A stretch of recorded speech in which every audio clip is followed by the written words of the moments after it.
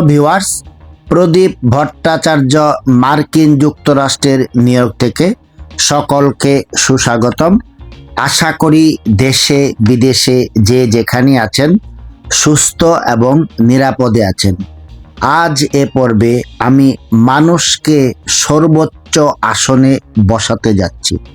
হ্যাঁ, মানব আত্মা ঈশ্বর স্বরূপ, কেবল জড় পঞ্চভূতে বদ্ধ হইয়া আছেন। এই বন্ধনের শৃঙ্খল চূর্ণ হইলেই জীব আত্মা পূর্ণত্ব উপলব্ধি করেন। এই পরিত্রাণের অবস্থার নাম মুক্তি। সকল প্রকার অপূর্ণতা, মৃত্যু ও দুঃখ হইতে মুক্তি। ঈশ্বরের কৃপা হইলেই কেবল এই বন্ধন ঘুচিয়া যাইতে পারে। আর পবিত্র হৃদয় মানুষের উপরই ঈশ্বরের কৃপা হয়।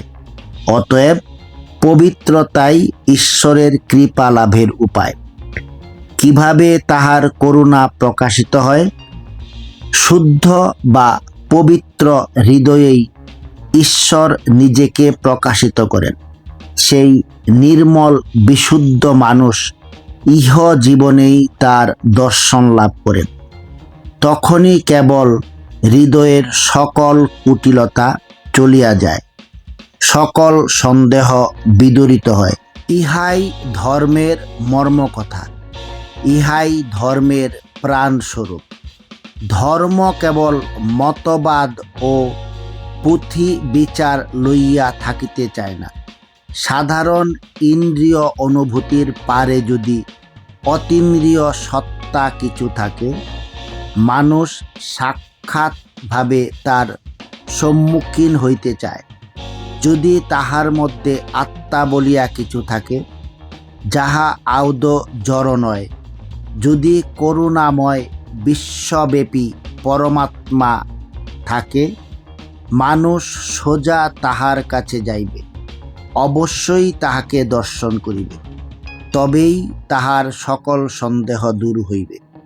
অতএব আত্মা ও ঈশ্বর সম্বন্ধে সর্বোৎকৃষ্ট প্রমাণ দিতে গিয়া বলা যায়, আমি আত্মাকে দর্শন করিয়াছি, ঈশ্বরকে দর্শন করিয়াছি।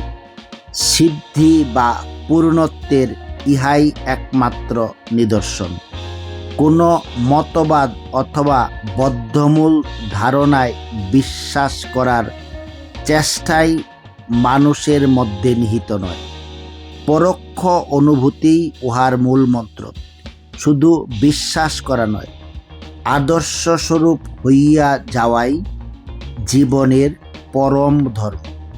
এখন দেখা যাইতেছে, ক্রমাগত সংগ্রাম ও সাধনা দ্বারা সিদ্ধিলাভ করা, দিব্যভাবে ভাবান্বিত হইয়া ঈশ্বরের সান্নিধ্যে যাওয়া ও তাহার দর্শন লাভ করিয়া সেই স্বর্গস্থ পিতা ঈশ্বরের মতো পূর্ণ হওয়াই ধর্মের আসল কথা। পূর্ণ হইলে মানুষের কি অবস্থা হয়? তিনি অনন্ত আনন্দময় জীবনযাপন করেন। সমুদয় লাভ অপেক্ষা পরম লাভ আর কিছুই নেই। পরমানন্দ ঈশ্বরের সহিত একীভূত হইয়া মানুষ পরমানন্দের অধিকারী হন। এই আনন্দ কোনো ভাষাতেই বর্ণনা করা যায় না। ঈশ্বর আনন্দ।